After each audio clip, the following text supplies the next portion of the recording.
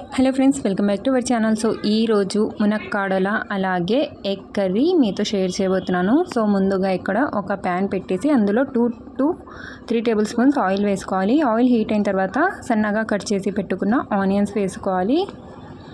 ఇప్పుడు కొద్దిగా ఫ్రై చేసుకొని ఇందులో ఒక ½ టీ స్పూన్ వరకు పసుపు యాడ్ చేసుకోవాలి.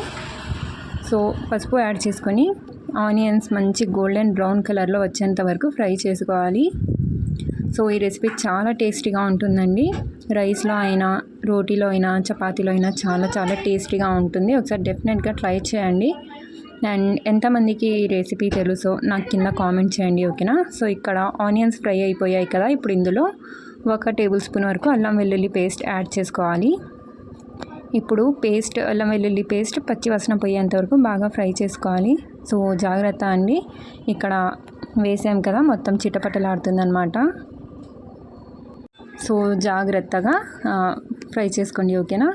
సో ఇప్పుడు ఇలాగే ఇందులోనే మెంతం కూర యాడ్ చేసుకోవాలి. సో ముందుగా శుభ్రంగా వాష్ చేసి యాడ్ చేసుకోండి. సో చిన్న కట్టలు ఉంటాయి కదా, అవి 2 తీసుకున్నాను. శుభ్రంగా వాష్ చేసి యాడ్ చేసుకోవాలి.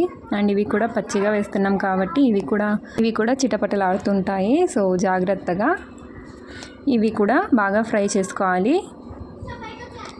సో ఫ్రై చేసుకుంటే పచ్చి వాసన లేకుండా చాలా బాగుంటుంది కర్రీ, ఓకేనా. సో ఇలా వీడియోని స్కిప్ చేయకుండా లాస్ట్ వరకు చూడండి, అప్పుడే రెసిపీ అనేది మీకు బాగా అర్థమవుతుంది. సో చూస్తున్నారు కదండి, ఇక్కడ ఎలా ఎగురుతున్నాయో మొత్తము ఆకులు, అవి మెంతమాకు మొత్తం కెమెరా వరకు ఎగురుతున్నాయి అన్నమాట. సో ఇలా మొత్తం ఫ్రై చేసుకున్న తర్వాత ఇందులో టమాటాలు వేసుకోవాలండి. సో ఇక్కడ ఒక 3 పెద్ద టమాటాలు అయితే నేను యాడ్ చేస్తున్నాను. ఇప్పుడు ఈ టమాటాలు యాడ్ చేసుకొని బాగా మెత్తగా మగ్గించుకోవాలి. ఓకే అండి. సో చూసారు కదా, టమాటాలు అయితే బాగా మెత్తగా కుక్ అయిపోయాయి. అండ్ కొద్దిగా ఇలా మ్యాష్ చేసుకుంటే చాలా సాఫ్ట్గా అయిపోతాయి టమాటాలు. ఓకే అండి. సో ఇలా టమాటాలు కూడా బాగా మెత్తగా సాఫ్ట్గా మగ్గిపోయిన తర్వాత ఇప్పుడు ఇందులో మునక్కాడలు వేసుకోవాలి. సో ఇక్కడ ఒక 4 మునక్కాడలు అయితే నేను తీసుకున్నాను. రెసిపీ స్టార్ట్ చేసే కన్నా ముందే ఎగ్స్ బాయిల్ అవ్వడానికి పెట్టేయండి. ఇప్పుడు మునక్కాడలు వేసిన తర్వాత ఇందులో రుచికి సరిపడినంత ఉప్పు కూడా యాడ్ చేసుకోవాలి. అలాగే కారం పొడి. సో కారం పొడి మీ ఇష్టం అండి, మీరు ఎంత స్పైసీగా అయితే తింటారో దాని అకార్డింగ్ యాడ్ చేసుకోండి. అలాగే ఇప్పుడు ఇందులో ధనియాల పొడి ఒక ½ టీ స్పూన్ వరకు యాడ్ చేసుకోవాలి.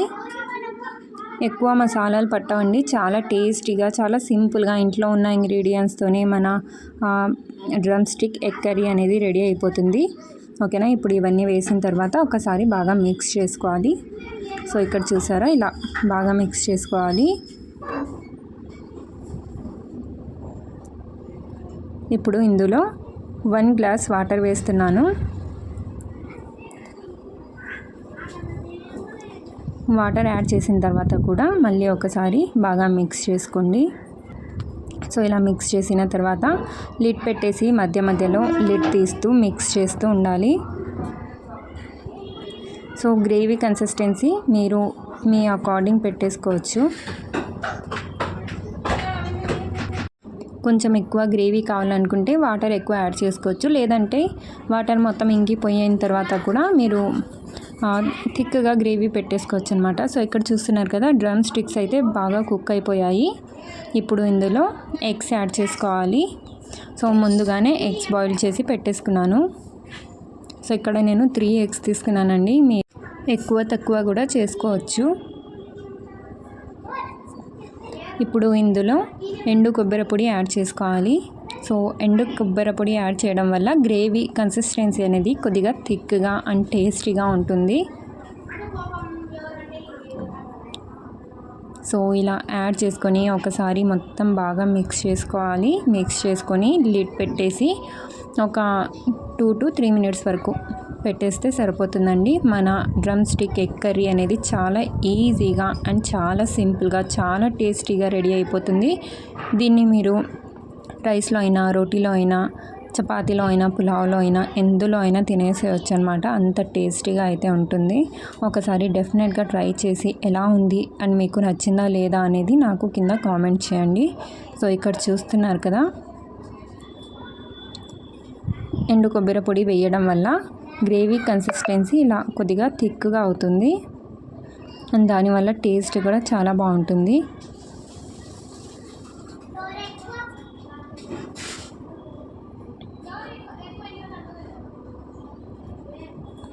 ఇప్పుడు లాస్ట్ టచ్లో కొత్తిమీర వేసేసుకోవాలి.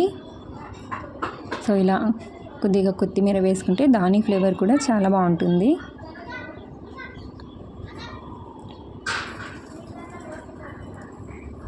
ఓకే అండి, సో రెసిపీ ఎలా ఉంది అనేది నాకు కింద కామెంట్ చేయడం మాత్రం మర్చిపోకండి. ఓకేనా? Thanks for watching.